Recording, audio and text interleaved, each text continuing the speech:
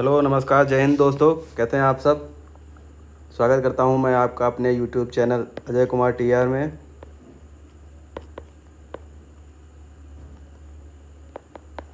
दोस्तों, अगर चैनल पर नए हैं तो इसे सब्सक्राइब कर लीजिए, शेयर कर दीजिए, लाइक कर दीजिए और अगर आपको वीडियो पसंद आ रही है तो कमेंट ज़रूर करें और हमें बताएं। कुछ भी कमियां हो तो बताएं, कोशिश करेंगे हम उसे दूर करने की। दोस्तों, आज हम बात करने वाले हैं एक नए टॉपिक पर और उसके प्रीवियस ईयर क्वेश्चन, यानी कि आज बात करेंगे हम इन्वायरमेंट और इकोलॉजी के बारे में और उसके प्रीवियस ईयर क्वेश्चंस देखेंगे। अभी इन्वायरमेंट का सेगमेंट देखने जा रहे हैं। यहाँ से भी हर साल किसी भी अगर एग्ज़ाम को दे रहे हैं, कोई भी वनडे एग्ज़ाम या स्टेट पीसीएस दे रहे हैं या यूपीएससी दे रहे हैं, आज के परिदृश्य में देखते हुए, वैश्विक जो भी ग्लोबलाइजेशन है देखते हुए, यहाँ से सवाल अब बहुत बन रहे हैं। डायनेमिक क्वेश्चन भी बन रहे हैं और जो स्टैटिक पोर्शन है वहाँ से भी सवाल बन रहे हैं, यानी कि जो भी परिभाषाएं हैं वहाँ से सवाल हर बार बन रहे हैं। तो आइए देखते हैं दोस्तों, इन्वायरमेंट के कुछ क्वेश्चंस देखते हैं जो हमने कलेक्ट किए हैं घटना चक्र से। बार बार रिपीटेटिव वे में जो पूछे गए सवाल हैं उनको कलेक्ट किया है और आज आपको उन सवालों से अवगत कराएंगे और देखेंगे कि कैसे सवाल पूछे जा रहे हैं। तो चलिए देखते हैं दोस्तों। एक बार फिर से अगर चैनल पर नए हैं तो इसे सब्सक्राइब कर लीजिए।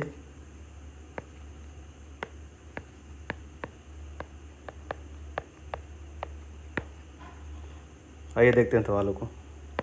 ये रहा आपका पहला सवाल। क्या है सवाल दोस्तों?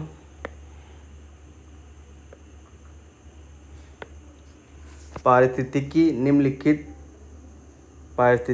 निम्नलिखित के बीच पारस्परिक संबंधों का अध्ययन है। किसके बीच का?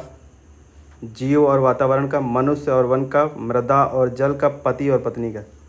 तो पारिस्थितिकी का अध्ययन कैसा अध्ययन है दोस्तों? वो आपका जीव और वातावरण का अध्ययन है, मतलब ऑर्गेनिज्म एंड इन्वायरमेंट की स्टडी ही आपकी पारिस्थितिकी कहलाती है।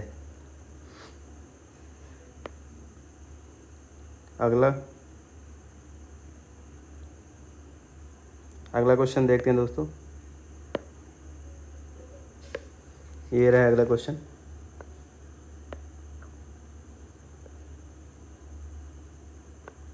पारिस्थितिकी तंत्र की संकल्पना को प्रस्तावित किया था। किसने किया था? एजी टॉम्सन ने? नहीं। ई हटिंगटन ने? नहीं। DR स्टोफर्ड ने? नहीं। एजी टॉम्सन ने। ये सही है। पारिस्थितिकी तंत्र की संकल्पना को प्रस्तावित किसने किया था? एजी टॉम्सन। ये पूरा नहीं लिखा है, एजी टॉम्सन। अगला क्वेश्चन देख लेते हैं। निम्नलिखित में से कौन एक पारिस्थितिकी तंत्र? देखिए, पारिस्थितिकी तंत्र से कितने सवाल पूछे गए हैं, कितना पारिस्थितिकी से पूछा जाता है, यानी कि इकोलॉजी कितनी इंपॉर्टेंट है। इन्वायरमेंट एंड इकोलॉजी, पर्यावरण से सवाल पूछे ही जाते हैं, लेकिन इकोलॉजी कितना पूछा जाता है, उससे उसकी जो रिलेटेड डेफिनेशंस हैं वो कितनी पूछी जाती हैं। निम्नलिखित में से कौन एक पारिस्थितिकी तंत्र के संबंध में सही नहीं है? तो कौन सा सही नहीं है? पारिस्थितिकी तंत्र किसी निश्चित स्थान, समय, इकाई के समस्त जीवों तथा भौतिक पर्यावरण का प्रतिनिधित्व करती है। यह एक कार्यशील इकाई है। सही है। ये भी सही है। इसकी अपनी एक उत्पादकता होती है। सही है। किसी भी पारिस्थितिकी तंत्र का एक अपनी उत्पादकता होती है, कोई भी, चाहे जलीय पारिस्थितिकी तंत्र हो, चाहे वो वनीय पारिस्थितिकी तंत्र हो, किसी भी प्रकार का पारिस्थितिकी तंत्र हो। पृथ्वी खुद में एक बड़ा पारितंत्र है और उसकी एक अपनी उत्पादकता है। यह एक बंद पारितंत्र नहीं, यही गलत है आपका, यही गलत है आपका। यह एक खुला पारितंत्र।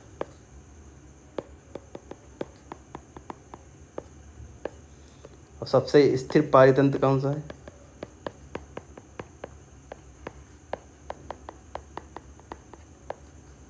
सबसे स्थिर पारितंत्र महासागर हैं आपके। सबसे बृहद पारितंत्र क्या है? सबसे बृहद, पृथ्वी खुद में एक पारितंत्र, एक बड़ा पारितंत्र है, लेकिन सबसे बृहद अगर पृथ्वी पर देखा जाए तो सबसे बड़ा भी महासागर ही है, क्योंकि ये पृथ्वी के सबसे ज़्यादा भाग पर फैले हुए हैं। उसके बाद आपका महाद्वीप हैं, सारे महाद्वीप मिलाकर, यानी कि द्वीपीय क्षेत्र या महाद्वीप सब मिला के पहला सबसे बड़ा, सबसे स्थिर पारितंत्र वो महासागर हैं। सबसे बृहद महासागर, बृहद वो भी महासागर हैं। वैसे देखा जाए तो पृथ्वी अपने आप में एक पारितंत्र है। तो ये हुई। आगे देख लेते हैं दोस्तों, आगे देखते हैं अगला क्वेश्चन क्या है। अगला क्वेश्चन, पृथ्वी पर सर्वाधिक बृहद पारिस्थितिकी तंत्र निम्नलिखित में से कौन है? जलमंडल, जीवमंडल, स्थलमंडल, जैवमंडल। तो सबसे बड़ा जलमंडल है। जैसा कि हम बता दें, जलमंडल मतलब महासागर ही है, सारे महासागर मिलाकर जलमंडल बनाते हैं। अगला क्वेश्चन देख लेते हैं। अगला क्वेश्चन क्या कह रहा है? जहाँ जीव रहता है उस सटीक जगह को कहते हैं, क्या कहते हैं? आवास, पारितंत्र, निकेत, बायोम। तो पारितंत्र कहते हैं। जहाँ जीव रहता है उस सटीक जगह को पारितंत्र कहते हैं। निम्नलिखित में से कौन सा एक पारितंत्र इकोसिस्टम शब्द का सर्वोत्कृष्ट वर्णन करता है? एक दूसरे से अन्योन्य क्रिया करने वाले जीवों ऑर्गेनिज्म का एक समुदाय है। पृथ्वी का वह भाग जो सजीवों या लिविंग ऑर्गेनिज्म द्वारा आवासित है। जीवों का समुदाय और साथ ही पर्यावरण जिसमें वे रहते हैं, किसी भौगोलिक क्षेत्र के वनस्पति जात और प्राणी जात। क्या कह रहा है क्वेश्चन? निम्नलिखित में से कौन एक पारितंत्र शब्द का सर्वोत्कृष्ट उदाहरण है?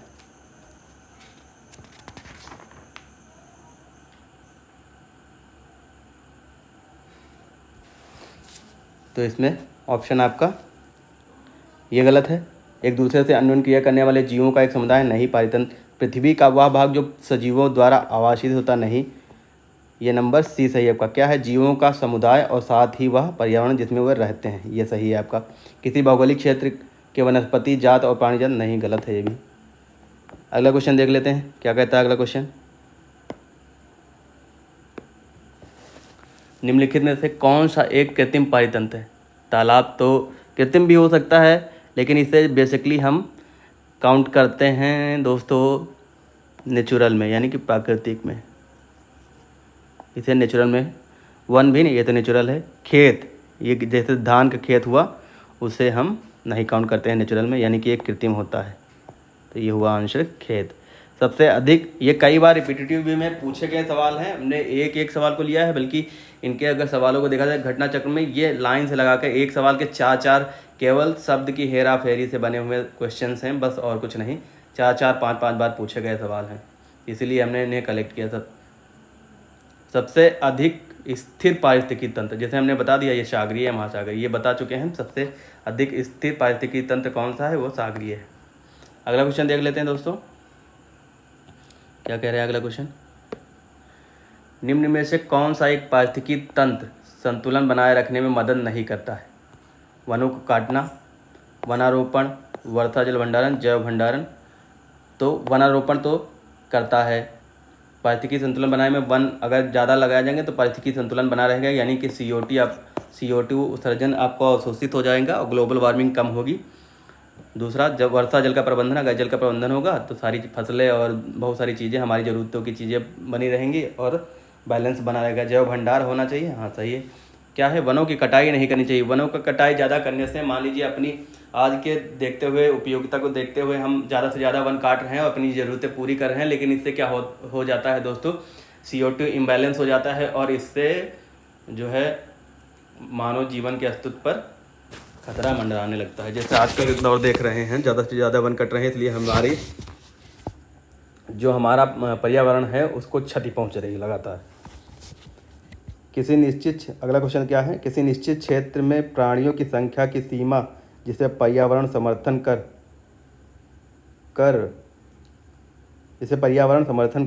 सकती है। 2 बार समर्थन लिख गया, एक समर्थन कर सकती है कहलाती है क्या, जनसंख्या।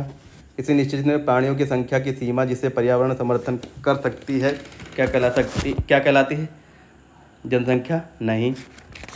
वहन क्षमता, हाँ। संख्या या जैव द्रव्यमान का पिरामिड, गलत। उपयुक्त में से कोई नहीं। यही बी सही है इसका, क्या, वहन क्षमता। वहन क्षमता आपका सही है। अगला क्वेश्चन देख लेते हैं, क्या कह रहा है अगला क्वेश्चन।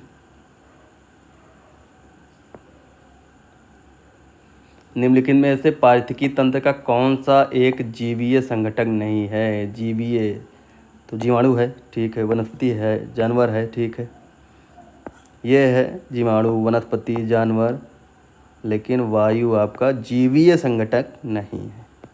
पारितंत्र के घटक या संगठक देख लेते हैं, क्या है। पारितंत्र के संगठक या पारिस्थितिकी तंत्र के संगठक 2 प्रकार के होते हैं, जैविक, अजैविक संगठक। भौतिक संगठन में क्या है, भौतिक संगठन में प्रकाश है, तापमान है, आर्द्रता है, वायुमंडलीय दाब है, स्थलाकृति है, वायु है। जैसा कि हमने बताया, अजैविक संगठन है ये। अकार्बनिक घटक में क्या, जल है, मृदा है, वायुमंडलीय गैसें हैं, खनिज है, चट्टान है, तत्व है। तत्वों में क्या, पोटेशियम, मैग्नीशियम, कैल्शियम इत्यादि। कार्बनिक घटक में कार्बोहाइड्रेट है, प्रोटीन है, वसा है, ह्यूमस तथा यूरिया है। यूरिया में भी कार्बन होता है, ह्यूमस में भी कार्बन होता है। जैविक घटक में उत्पादकता, उपभोक्ता, अपघटक। जैविक घटक में क्या है, उत्पादक, उपभोक्ता, अपघटक। पारितंत्र के घटक या संगठक कितने हैं, अजैविक और जैविक, 2 प्रकार के। मतलब अजैविक 3 प्रकार के हैं, भौतिक घटक, कार्बनिक घटक, अकार्बनिक घटक, कार्बनिक घटक। भौतिक घटक में प्रकाश, तापमान, आर्द्रता, वायुमंडलीय दाब, स्थलाकृति और वायु हैं। अकार्बनिक घटक में जल, मृदा, वायुमंडलीय गैसें, खनिज, चट्टान, तत्व।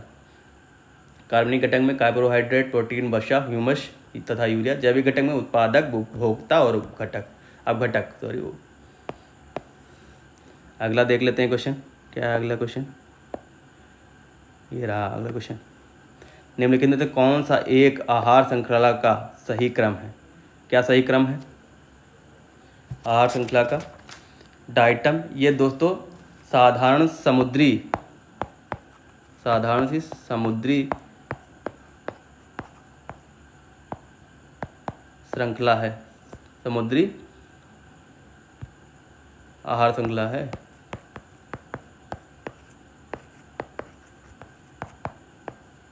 देख लेते हैं क्या है, डाइटम, क्रस्टेशियाई, हेरिंग नहीं, क्रस्टेशियाई, डाइटम, हेरिंग नहीं, डाइटम, हेरिंग, क्रस्टेशियाई, हेरिंग, डाइटम। तो कौन सा है, डाइटम, क्रस्टेशियाई और हेरिंग, मतलब आपका बी। डाइटम को दोस्तों क्या कहते हैं, डाइटम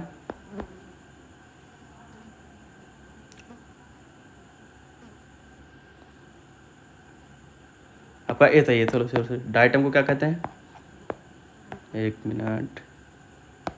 डाइटम को स्वपोषी कहते हैं, डाइटम स्वपोषी है। क्रस्टेशियाई ये शाकाहारी है, हेरिंग ये मांसाहारी। ये है आपकी एक नॉर्मल क्या कहते हैं फूड चेन है, किसमें, समुद्र में। समुद्र की नॉर्मल फूड चेन है। आइए देखते हैं आगे क्वेश्चन देख लेते हैं। अगला क्वेश्चन क्या कह रहा है, ये रहा अगला क्वेश्चन।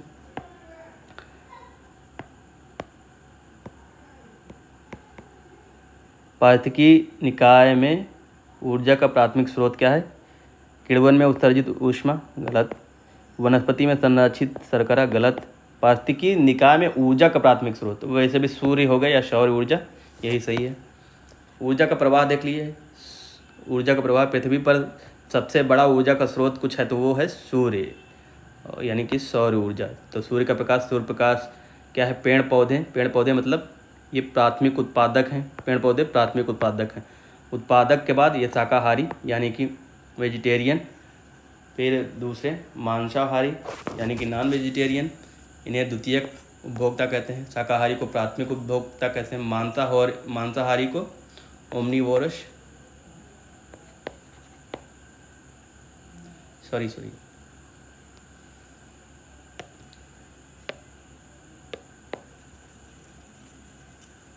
ये सर्वाहारी होते हैं, शीर्ष मांसाहारी।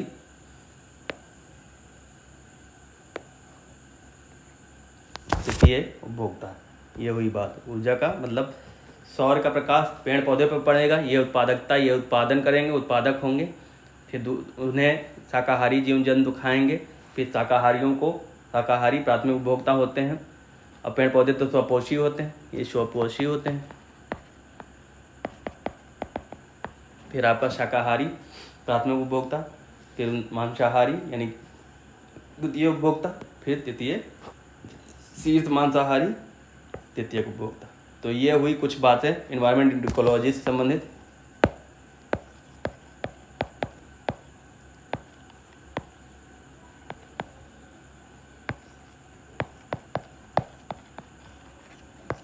कुछ क्वेश्चन हमने देखे हैं दोस्तों।